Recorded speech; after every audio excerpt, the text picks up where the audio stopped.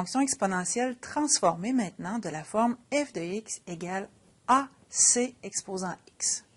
À nouveau, le paramètre a est introduit avec cette autre fonction. Il a le même effet sur la fonction exponentielle que sur la fonction polynomiale de degré 2. La modification du paramètre a entraîne soit un allongement ou une contraction verticale, selon qu'il soit plus grand que 1 ou entre 0 et 1, et une réflexion par rapport à l'axe des abscisses si le a est négatif. Fait intéressant à remarquer, le graphique d'une fonction f de x égale ac exposant x passera toujours par le point 0a. Si votre valeur de a est 3, vous aurez le point 0,3. Si la valeur est moins 2, vous aurez le point 0-2. Voici quelques exemples.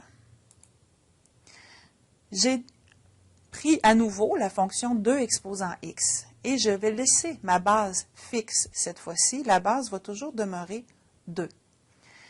Là, c'est a qui vaut 1. C'est la forme de base. On augmente la valeur de a. Voici l'allongement vertical. Plus le a est grand, on voit que c'est comme si on tirait vers le haut avec la fonction. Je me ramène à un a qui vaut 1. Maintenant, si j'ai un a entre 0 et 1, effet contraire, contraction verticale. Et que se passe-t-il avec le a négatif?